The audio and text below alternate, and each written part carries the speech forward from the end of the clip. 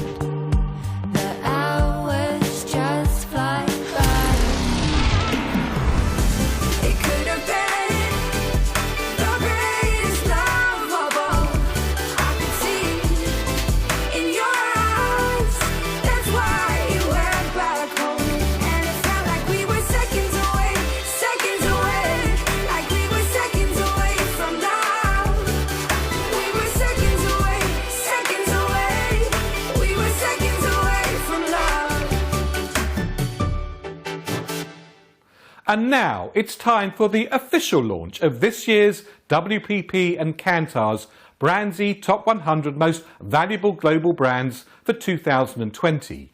You get to see the rankings first.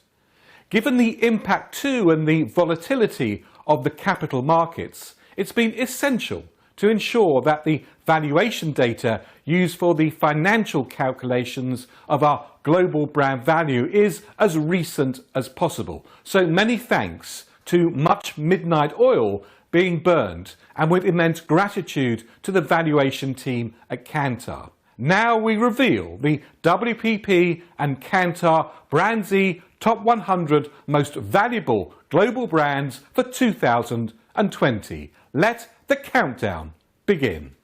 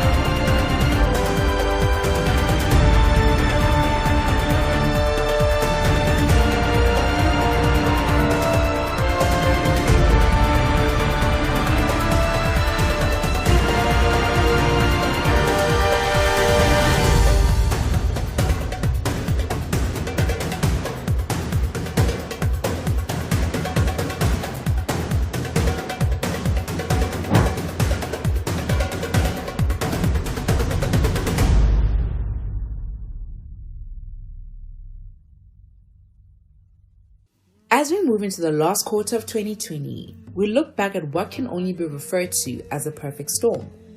Pinned to the calendar as a watershed for growth, based on perfect hindsight and future vision, 2020 is not turning out the way we hoped. Our response, essentially shutting down most of our modern world for several months, had never been tried before. However well or badly it turns out, we'll look back on the great lockdown with certain wonder. We should learn so much: how intertwined and interconnected the world economy is, how shadowy thin are everyone's profit margins, how dependent we all are on human traffic. Just ask the millions who work in shops, restaurants, hotels, airlines, bars, cafes, cinemas and theaters. How we've built a global economy so reliant on ever-increasing consumption, where high-speed bandwidth is not a need but a basic human right, because with no connectivity, we're creating another type of poverty, digital bandwidth poverty. But some of the most important things we learned were internal. When we weren't working or caring for our children and elderly relatives, introspection came knocking and settled in. Many of us conducted rough and ready life reviews, thinking about paths not taken, strokes of luck handed out to us. We made longer phone and video calls, talked of love more often and more easily. We cheered and applauded those keeping our hospitals and towns going. We redefined essential and what's truly important to us. We got pared down by our leaders, and now we're paring ourselves down. Look at the front cover of the July issue of American Vogue. No celebrity, no glitz, no high fashion, just a pure rose. Minimal and beautiful. A symbol of the larger issues in life. Nature, renewal, simplicity. As George Will said, the future has a way of arriving unannounced. Well, it certainly has, and now we're having to recalibrate politically, economically, socially. We have to fast forward our thinking, our behaviors, our strategies to keep up with an unexpected future that's already here. Being human will embrace change, and we won't simply adapt to our new circumstances. We'll make unexpected and undreamt of advances because mankind is infinitely resourceful. We're endlessly inventive, daring, experimental, and when needs must, revolutionary. We all share a huge responsibility in the months and years ahead. We cannot, must not let our recent collective experience, the tragedy and the hardship that COVID-19 inflicted on us, be for nothing. We owe it to those that cannot tell the tale. It's time to work at providing a better life for all. It's time, maybe, to live in a world of simpler, plainer values. Deepak Chopra said, all great changes are preceded by chaos. Well, we've certainly had the chaos. Now let's work on the great changes, and remember, we're all not in the same boat. We're all in the same storm. And while you cannot change the direction of the wind, you can adjust your sails to reach your destination.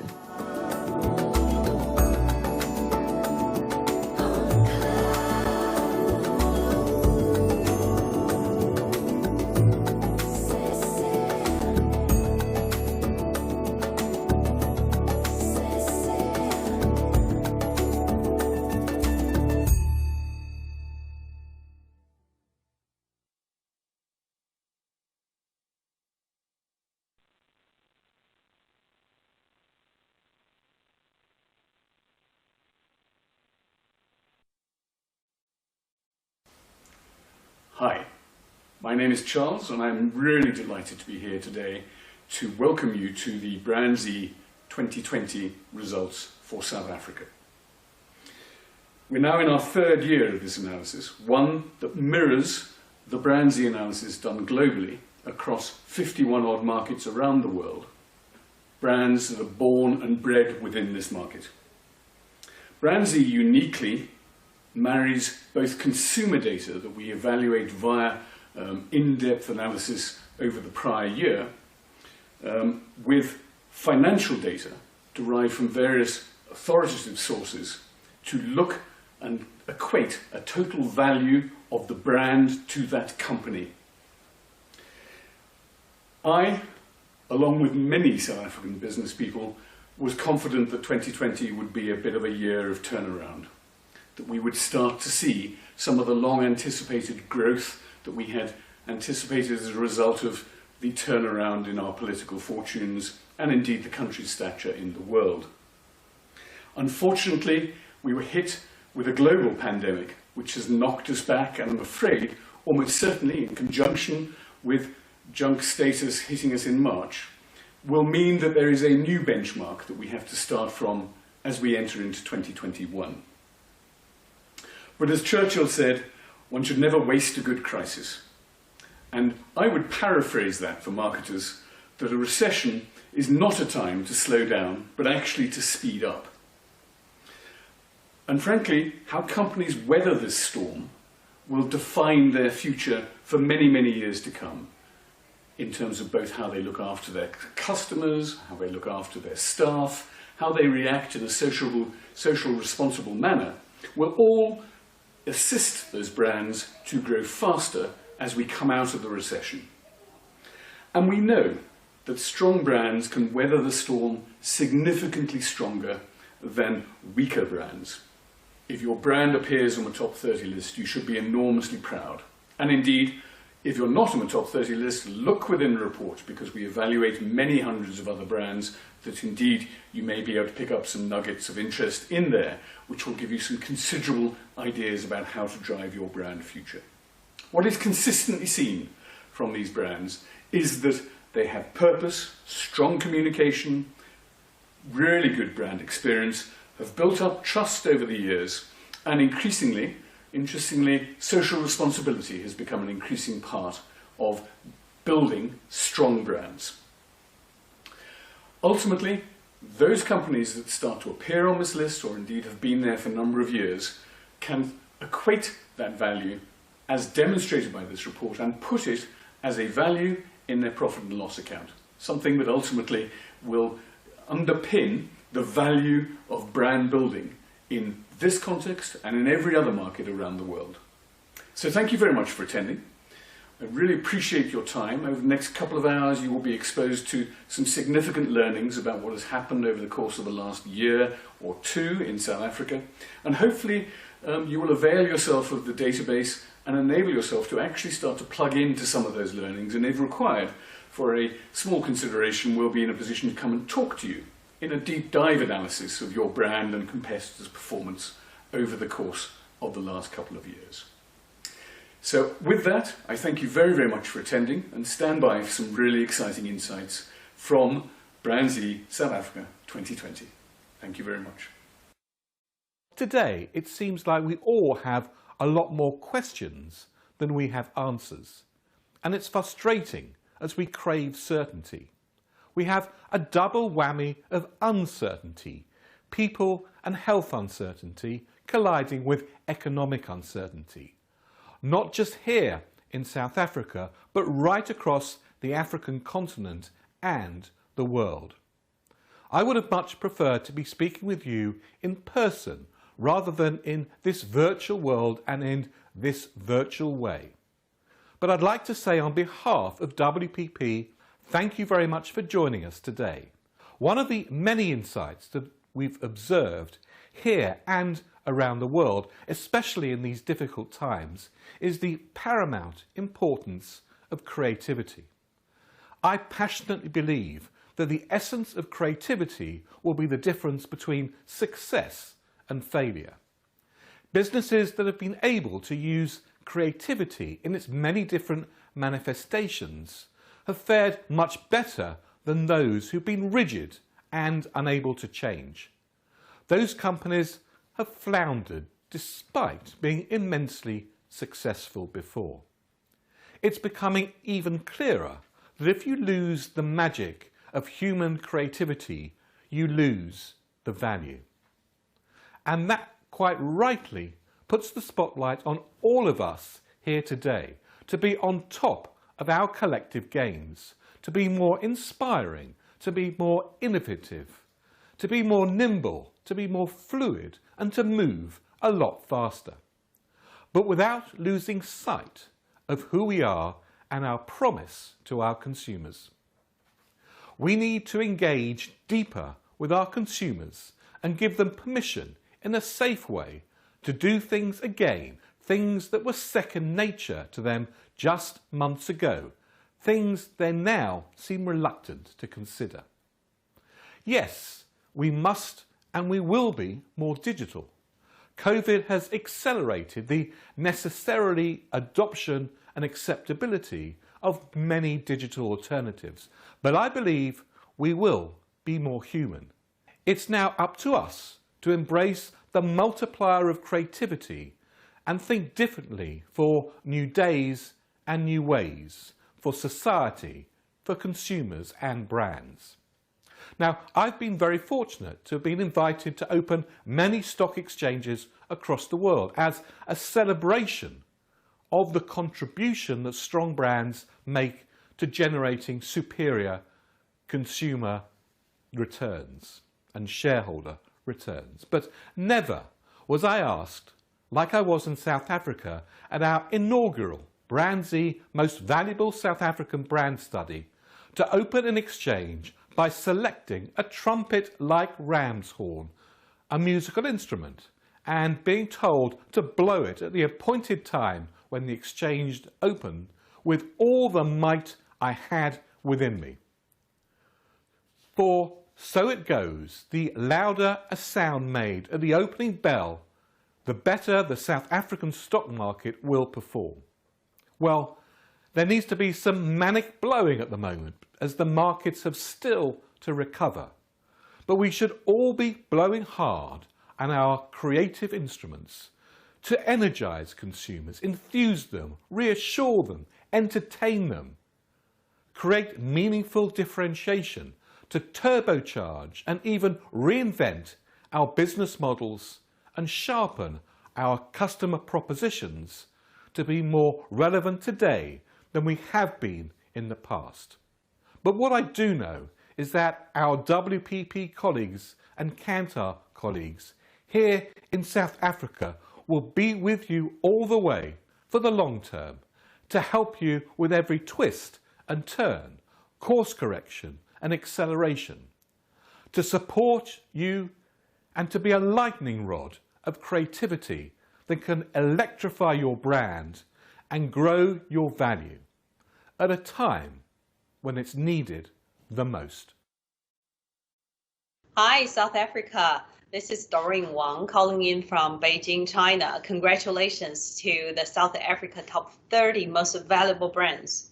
Winning this award out of the 170,000 brands we have researched is statistically more difficult than winning the Oscar. So congratulations for winning the Oscar of Marketing.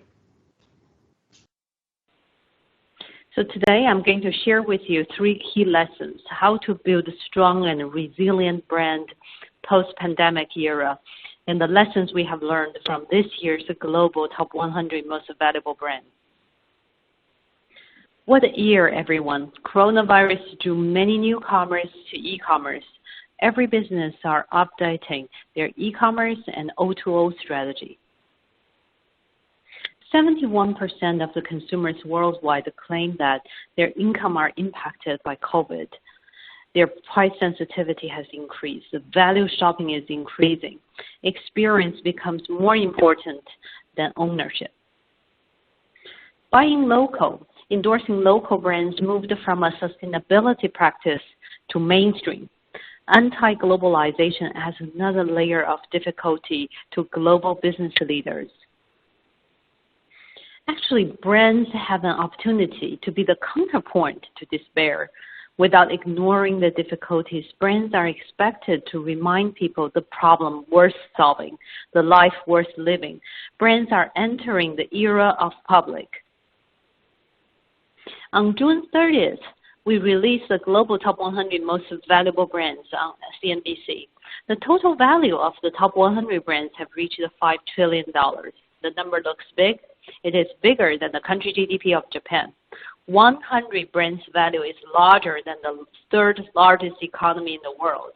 So we really hope to see South African brands on this list soon. What impresses the most is that despite the pandemic, total value of the top 100 brands did not decline. Instead, it grew by 6%. Again and again, strong brands across categories prove to be more resilient to the extreme stress. As we shared at NASDAQ at the UK Parliament, strong brands generate superior shareholder returns.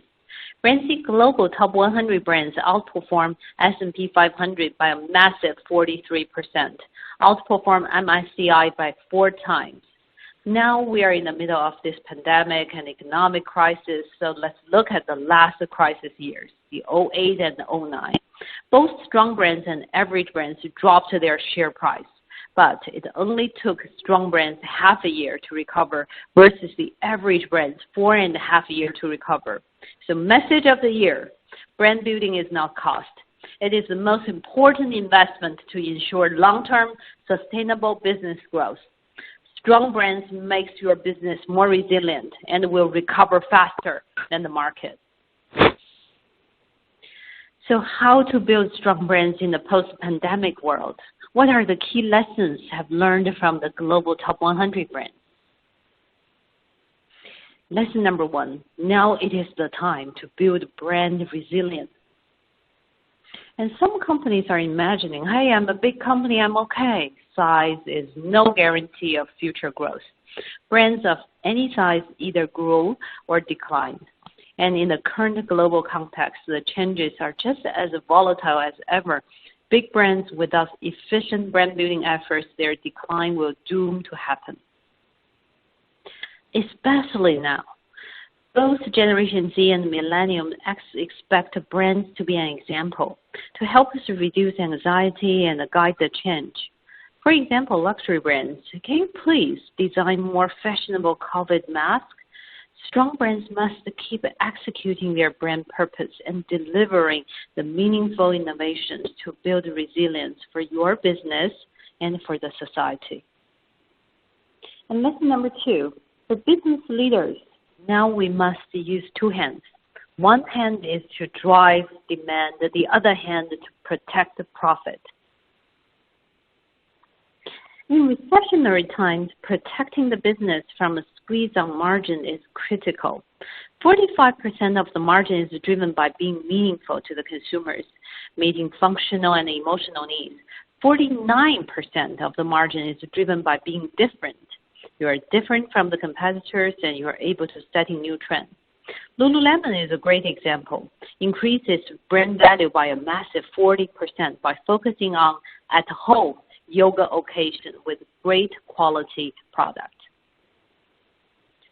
Almost all the business leaders now ask this very strategic question. At which stage my brand is currently at? Product brand or occasion brand or ecosystem brand? Actually, each level has great successful examples. Product brand level, Estée Lauder changed its focus to make up for younger generation and increase its value by a significant 16%.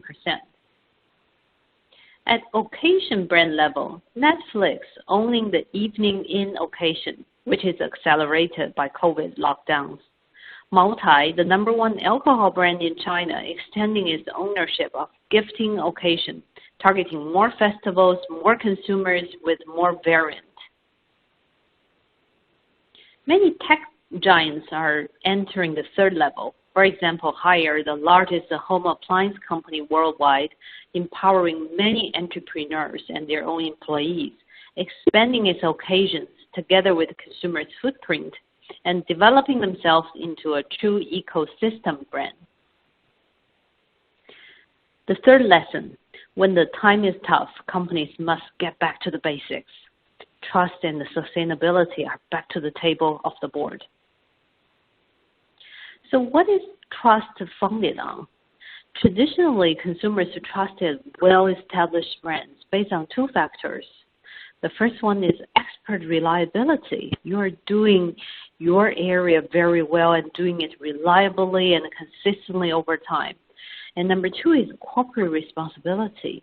You're not abusing your size and the scale and looking after the environment, society, your employees, and your supply chain.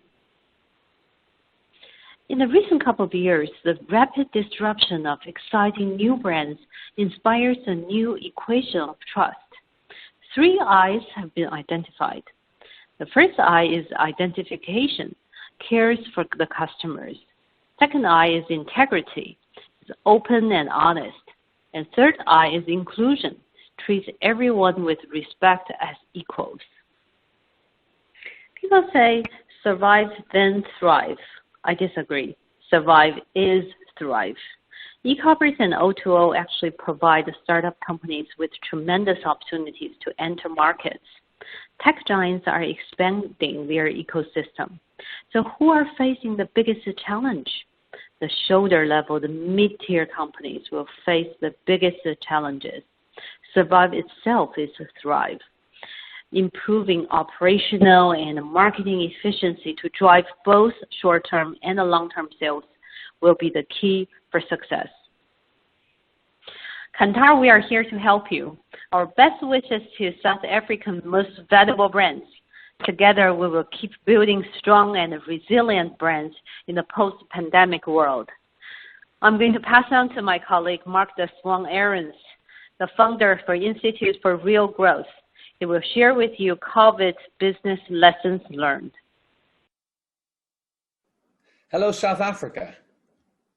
I wish I could see you, but at least you can see me. This is Mark de Swan Aarons calling in from Woodstock, New York, about 2 hours north of New York City, which we've had to flee. I don't have to explain why. I'm very sad that I can't be with you, but I'm very happy and proud that through this screen, I am with you live. Thank you, Charles and Ilse, for organizing this. My name, as I said, is Mark de Swan Aarons, and I am one of the founders of the Institute for Real Growth. Well, it's a hard act to follow, Doreen, but I'm going to try. I would like to share some of the learning of the Institute for Real Growth and tell you very briefly what it is that we actually do. And hopefully by 15 minutes from now, 14, because they're very strict on time, I will have been able to share some useful insights from our program. So if all's well, you now see my first screen. We're going to talk about business lessons learned from chief marketing officers in the Institute for Real Growth program. So why and who is the Institute for Real Growth? Well, what I need to tell you is that Kantar, right from day one, is one of the founders of the Institute for Real Growth. And they are in a good company. The other partners are WPP, Google, Facebook, and LinkedIn, but also experts like Spencer Stewart, the Mobile Marketing Association, Exeter, the Leadership Group, and then the universities of Oxford and New York. So we are in good company. These are the people that feed us their expertise and fund us, but we are a not-for-profit independent, which allows us to share insights and learning on behalf of the partners, but never with any taint of commerciality. We don't sell anything except best practices. In fact, our purpose is to help CMOs and other growth leaders, what we call humanize business growth, by connecting them to thought leadership, experts, and most importantly, people like yourself, their peers. And we do that because we know that humanized business growth actually leads to superior results. So what do we mean by that? We mean a multi-stakeholder approach to business growth. Your colleagues, what is value for them? Your customers, their value. The value for communities and the planet that you operate on. And the learning is that if you do those, your value creation for capital markets will actually be superior to your peers. Now, the people in our program are chief marketing officers or chief marketing -1 if the company is very large. People like Iris Meyer, who's the CMO of Vodafone Business, or Deborah Kayoyama, who has just moved from Mondelez, where she was the CMO for EMEA, to Unilever, where she's the chief growth officer. And we have structured a program that is all around what we call the 7 building blocks of real growth. These came out of empirical research that Kantar led, actually analyzing the different mindsets, behaviors of growth overperformers versus underperformers. These 7 building blocks have been featured in other presentations And if you come to our website, there are many presentations about them for you to do more learning on. The program that we create for these CMOs consists of 3 phases: the why, the what, and the how of real growth. And there's 22 programs. And if you want to know more about that program, all the way at the end of the presentation, there's an email address that, or web address that you can go to. Out of the program come pieces and practical tools, benchmarking methodologies.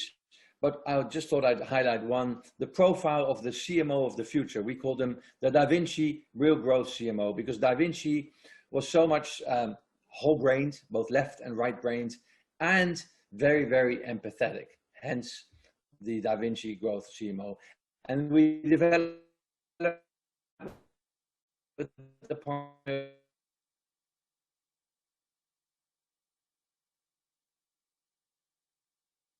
to them of why I've been invited to share it with you. About 2 months ago, we took the all over the world and asked them to take a step back and think far.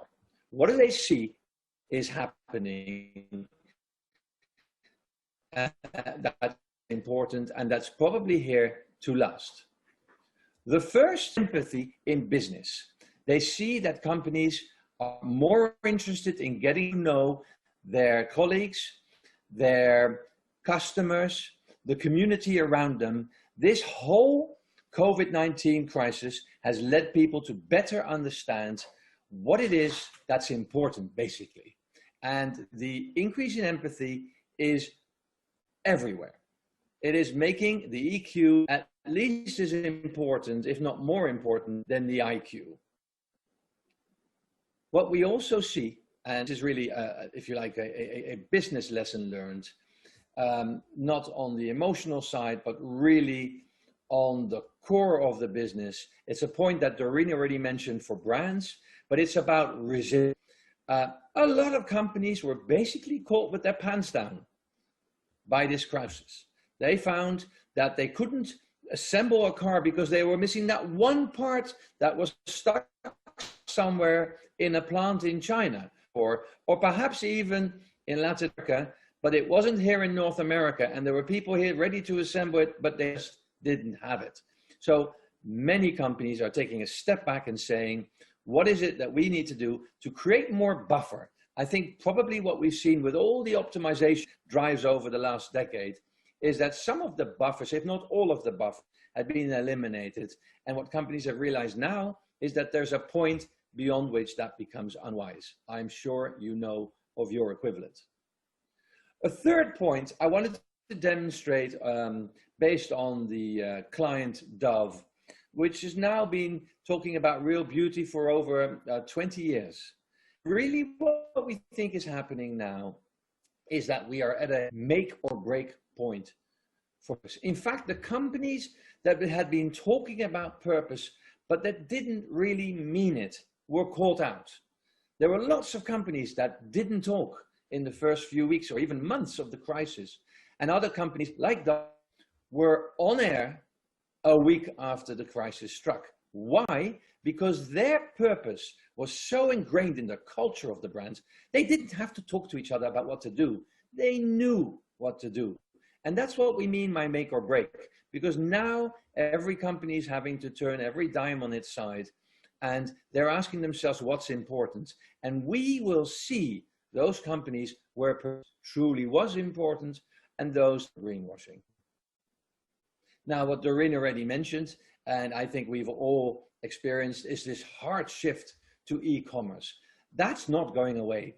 Target groups, for example, the over 60s or people with very little tech availability, have had to shift to e-commerce. And once you get used to that, the learning is that there's no going back. In fact, that's a general point that I'd like to make. What we see is that, if anything, this crisis has made things that were happening before happen more quickly. It has emphasized trends that were already going rather than started a lot of new ones. And what we're all seeing is that now there's been if you knee-jerk reaction back, the question is whether it will stay. with a decline for globalization? Why do we need it all the way from over there when actually we can make it ourselves? Yes, it might be more expensive. It might not be exactly the most optimal way to dress up our supply chain, but it actually means that we have some resilience. We're going to see a lot of that, and we see already major companies announcing major changes in their supply chain as we speak. And that actually feeds very nicely into another point which I wanted to make, and I've been made also. Look, if some of these points are repeating themselves, it's just because they're so important. People have rediscovered the value of the local bookstore. Yes, I can order it on Amazon or the South African equivalent if Amazon's not there. I'm sorry, I don't know that. But that means that that local bookstore is missing yet another sale. And when everything went down, I actually realized the importance of the local businesses. And what's definitely not going away, I mean, take this conference, for example. I'm talking to you live from New York. And there you are in Cape Town and everywhere else throughout South Africa. What an amazing feat. And a lot of people are saying to themselves, did I have to drive the 2 hours that it takes to get to the office and to come back later in the evening? Or can I use half that time working and the other half with my family, a better quality of life? Now, of course, what we're seeing is lots of people are discovering and rediscovering the value of actually seeing each other, seeing all the body language and being together. But that doesn't take away that we probably have a once in a lifetime dramatic shift towards remote working, and it isn't going away. As isn't contactless everything. I mean, obviously, people, as they feel more safe, will start to venture beyond their front door and back into public. And we're already seeing that in many places. And we do have a real need to connect physically with each other. At the same time, we now know what's possible in the contactless, and especially in payment systems, we're seeing this pay out all the way. And what's so funny, or interesting at least, is that with that, some of the privacy concerns, which there will always be, and I am not belittling them, seems to have been pushed aside for the sheer convenience and safety of being able to do things digitally. I think we've seen a reshift in what we find acceptable or not acceptable as we deal with suppliers and partners over the internet. And that leads me to the final point, which is really us, the humans in the organizations. What we, I think, are all seeing, and I know that in South Africa, 3 million people lost their job, a terrible, terrible situation. Some of those, perhaps all of them, will have to reskill. So many of the jobs that have gone because of the shifts in behavior that I just described will not be coming back. And that means that there is an acceleration, perhaps even an absolute shift in the skill sets that are required to be successful in today's labor market. To be successful in the marketing department, in the market research department. And that reskilling will move from nice to have to important to essential.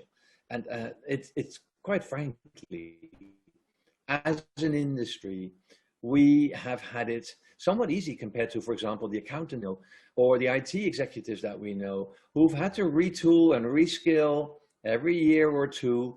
And somehow marketing and market research, at least as a complete industry, seem to have not had that need. And we think that's over. We really think that now all of us, and certainly those without a job, will need to reschool and find that next sweet spot for their career. So those were what the CMOs and the experts that we interview were sharing. I wanted to just highlight one last point before I hang up with you, and that is that the Institute for Real Growth runs a training program for chief marketers and one level down, and you can learn more about that on instituteforrealgrowth.com. But we also run a session called Humanizing Growth Sessions every Friday, where we interview a CEO or a very large CMO of a global organization to really talk to them about their insights, their experiences. And I have to be frank with you, they're intimate conversations. We really get to the gut of what motivates the individual, what they feel is important, and the things that they actually didn't do right or don't believe are important. And I encourage you to come and join us on those sessions also. But for now, I have kept beautifully, I think, within my 15-minute slot. And if I don't, Ilse will be on the phone the moment I hang up and the next speaker is speaking, while the event and the announcement of the winners, because I understand that that's next, is taking place, and I will be told off for having been slightly too long.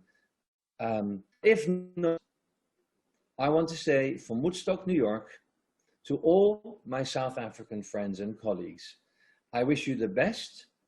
I wish you safety. I wish you economic growth, but I mostly wish you multi-stakeholder growth. Growth for all the people in your society and our shared planet. And with that, I'll sign off on behalf of the Institute for Real Growth. This was Mark de Zwaan Arons, and thank you so much for your time and your attention. Hi, everyone. And now, the moment you've all been waiting for. Drum roll, please. As we reveal BrandZ top 30 most valuable brands in South Africa of 2020.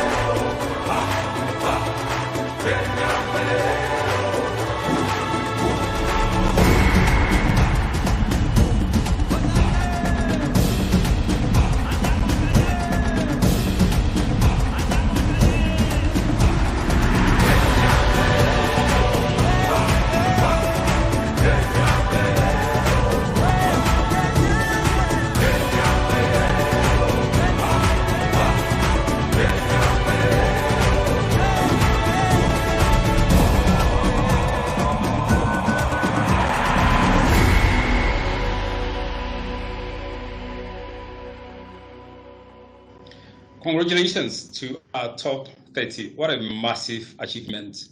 Brands are becoming increasingly important to both CFOs and CEOs.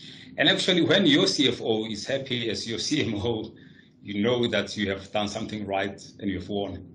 Brand valuation is a metric that quantifies the worth of these powerful but intangible corporate assets. A strong brand not only helps differentiate you from your competitor, but it's also a significant source of shareholder value and certainly does protect your business from risks.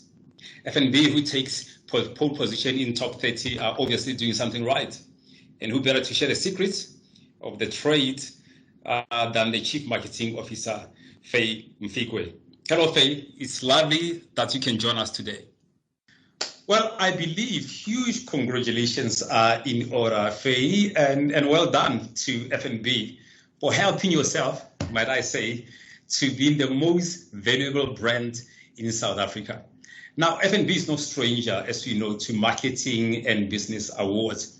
Considering, though, that BrandZ, the award that you're getting, is the brand valuation that measures contribution as well of the brand. So there's been a huge brand contribution to the total brand valuation. What does that award mean to F&B? Thanks, Ivan. I think firstly, I must say, from an F&B perspective, we're truly humbled for this and grateful, I guess, in terms of just getting this recognition. Firstly, I think it's a huge thank you to our customers who continue to support us and believe in us and utilize our relative sort of products and solutions accordingly, but who also challenge us quite extensively when we get it wrong. Because I think it's through that we are truly inspired as an organization to put our best foot forward and to continue driving and solving for customer needs accordingly. Secondly, I think I'd like to acknowledge and thank our staff who essentially, I think, work tirelessly and truly obsess around customer experience and just the value that we deliver for our customers overall. And I think with this particular award is also just a special thank you to the marketing fraternity because it's through them that this is coming to the fore, right? Because I think what we've understood about this particular award is that it certainly is a demonstration of business contribution as well as the brand equity and the role of marketing within the organization, which is what we as marketers need to take pride in and celebrate, but also just, I guess, motivate us to continue being that credible business partner. So I think in terms of just the actual award and the recognition for us is that, you know, we do ultimately, I think, design for the customer and with the customer in mind in terms of the products, ensuring that, you know, when we are delivering or designing these innovative solutions, is that they truly are meaningful and are going to impact and make a difference in our customers' lives.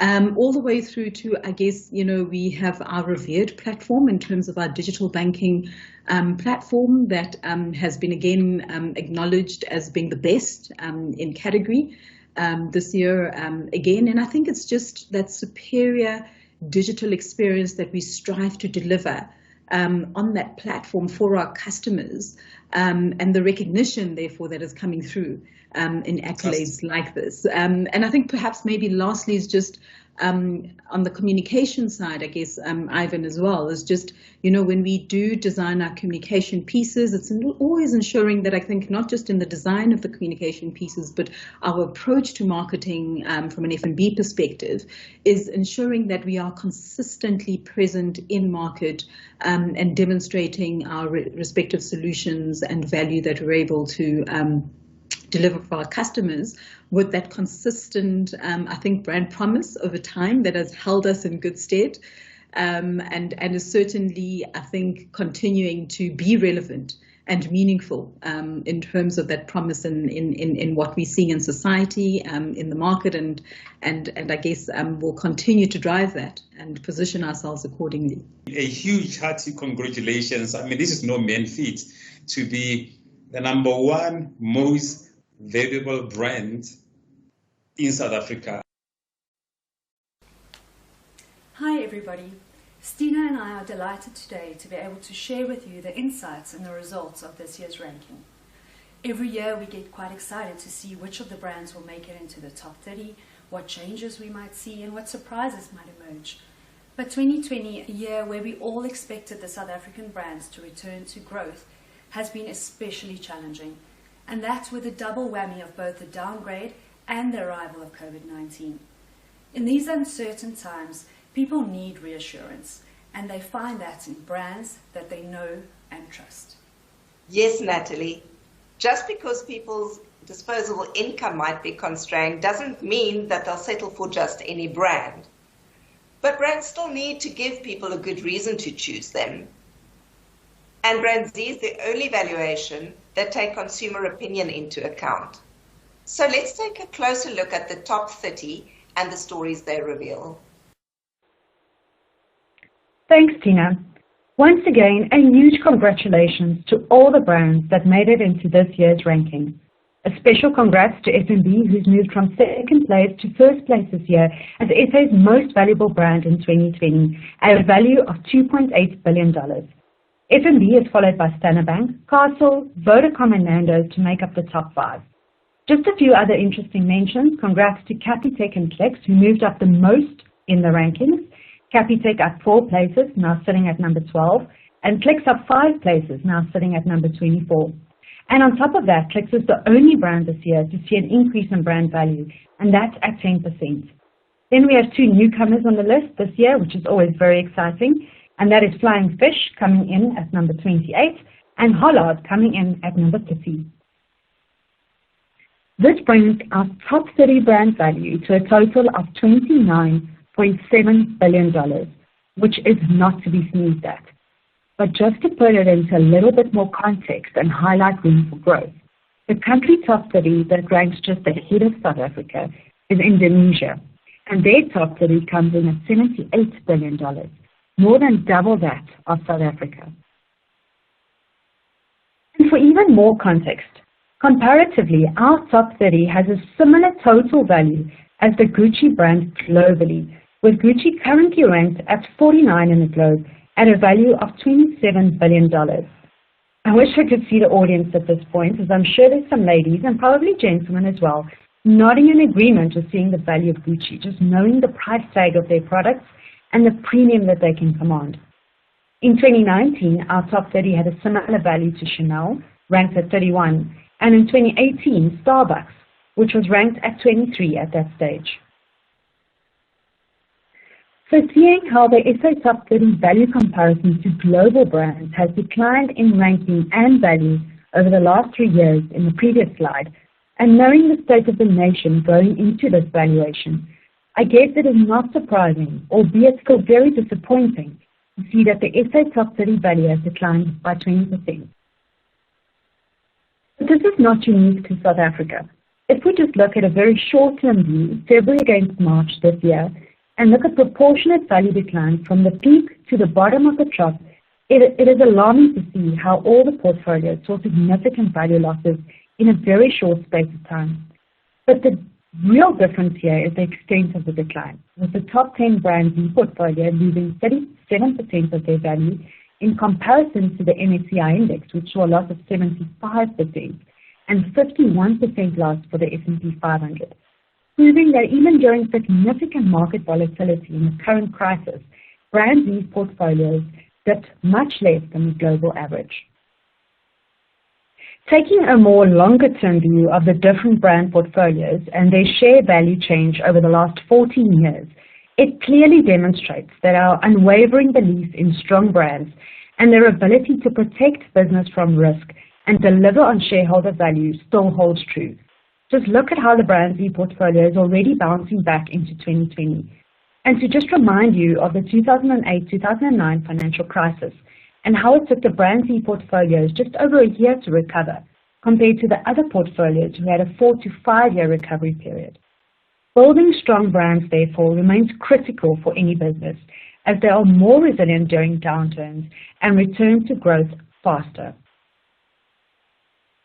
So what does this mean for building strong brands? I just love this quote which says, "It is not the strongest of the species that survives, nor the most intelligent, but the one that is most adaptable to change."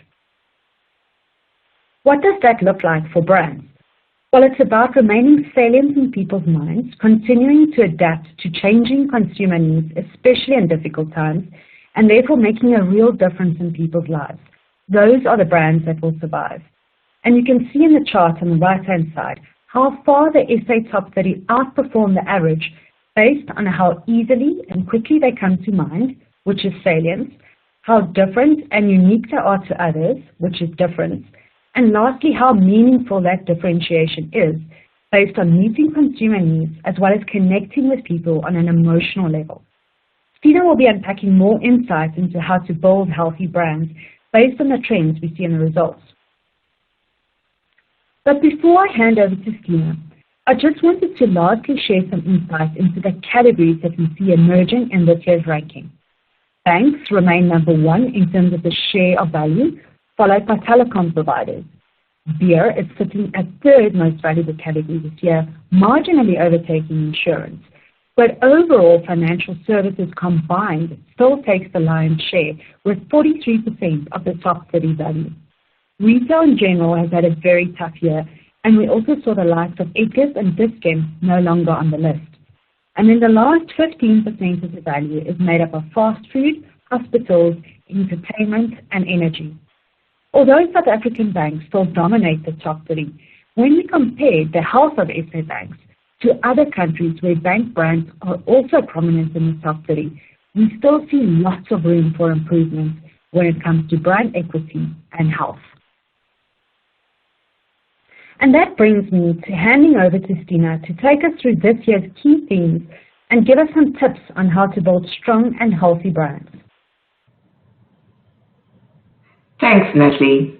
There are three strong themes from this year's results that we'll unpack in more detail. The first centers around the fact that South African brands lack strong brand equity. As we've seen from Natalie's slides, it seems that South African brands are not doing as well at standing their ground in tough times as the brands in the BrandZ strong brands portfolio. That might be because South African brands' value are mostly built on their financial results, which are more easily influenced by macroeconomic factors. On the other hand, the relationship with consumers is more stable and more longer term. On this slide, we see how South African brands compare to other developing markets like India and Indonesia on brand contribution. That is the ability of brand associations to create demand in consumers' minds. When we compare the South African top 30, we see that there are only 4 brands among the top 30 who get their strength from brand contribution, compared to India with 17 and Indonesia at 12. South Africa also has a much lower average brand contribution score. When we compare the most resilient brands in the top 30 to the least resilient brands, we can see that those South African brands that showed the least value decline are strong on all 3 of our validated measures, namely meaningful, different, and salient. But those brands that showed a bigger decline in value still come to mind easily, and they are still meaningful. Their biggest struggle is to create a sense of difference, which then makes it easier for consumers to substitute them. So who are our most resilient brands? Clicks was the only brand that managed to grow its value in 2020, while Capitec and Pick n Pay showed by far the least value decline. All 3 of these brands have above average salience. But remember that salience alone is not enough to ensure growth. From the BrandZ Global Top 100, we see that growing brands are more meaningfully different, and declining brands tend to overinvest in salience alone. All 3 of our most resilient brands have managed to create a meaningful connection with consumers, and 2 of them also perform very well on different. This then brings us to the next theme, which states that difference is key, especially in times like these when consumers are re-evaluating their options and becoming ever more price sensitive. The evidence suggests that even when people do choose on price, they will still pay a bit more for a meaningfully different brand. And in times of recession, they don't automatically choose the cheapest brand. On this slide, it shows the difference between brands that charge less and those that charge more, and how they are perceived.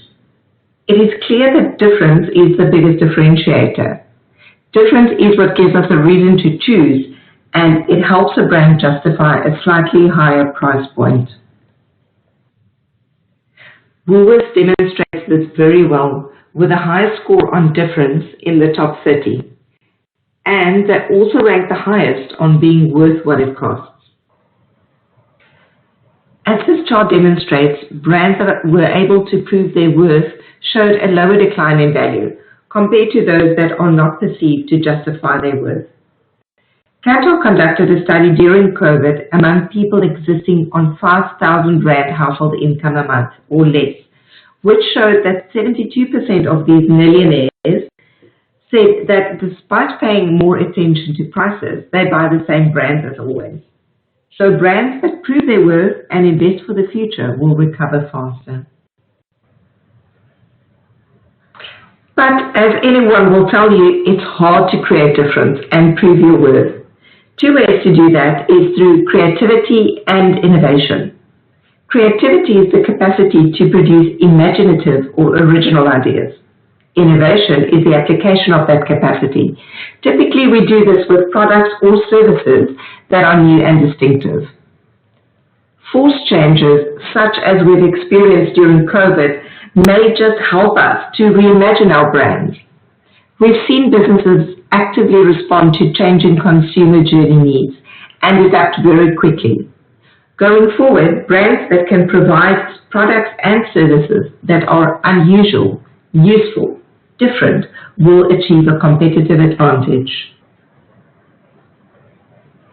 Our last theme is around purpose and the fact that purposeful brands grow at a faster rate. At Cantor, we get our purpose metric by asking consumers which brands are trying to make people's lives better.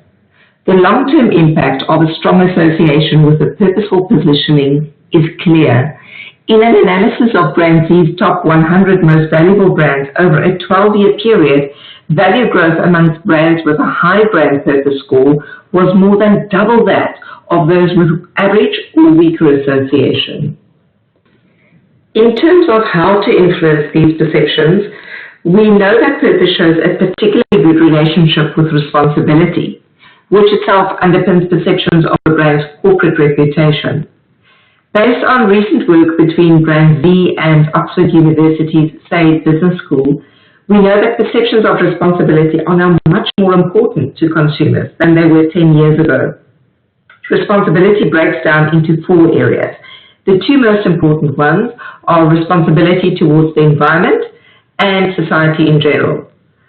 Our Cantor COVID barometer echoes the importance of societal responsibility, with 90% of South Africans saying that people want brands to take meaningful action during times of crisis. 2 good examples are Woolworths, who topped the list for environmental responsibility, and Pick n Pay, who performed well on social responsibility. The reassurance of knowing the company acts well is another emotional component of ensuring the brand can be trusted and reduces the stress of brand choice. COVID-19 has demonstrated that if you're not clear on your purpose, it's a great time to do the work to define your societal role.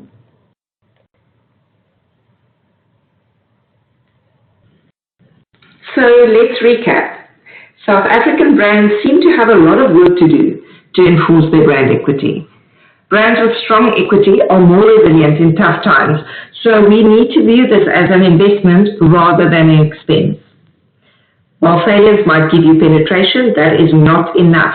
You need to find your point of difference and amplify that to justify a slightly higher price than the next brand. Lastly, people's expectations of brand societal role have increased significantly over the last 10 years and during COVID. Now is the time to relook how purpose can lead or support your brand. And now back to Ivan.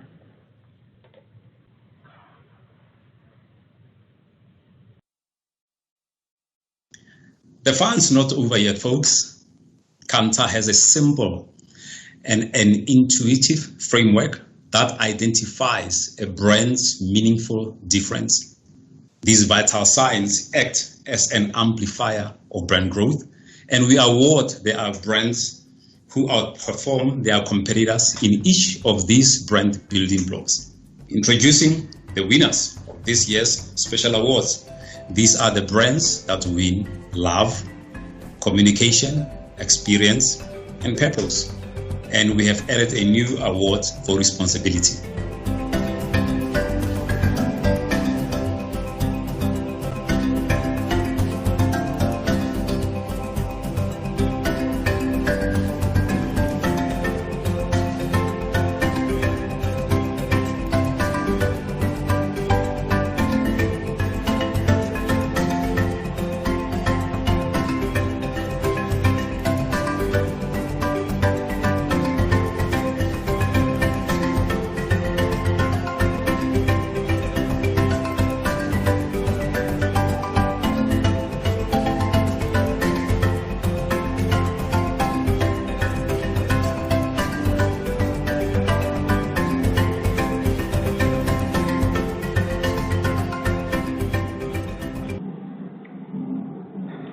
That's a wrap, folks.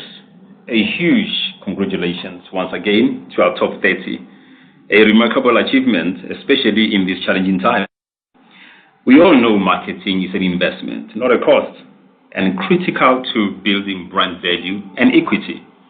And that's most significantly growing our bottom line. It is always great when the data supports the view. I hope our brand experts today shared insights to help you build your brand and your business. We have run out of time for Q&As, but we will get back to you personally on the questions you have submitted, or do reach out to any of our brand experts.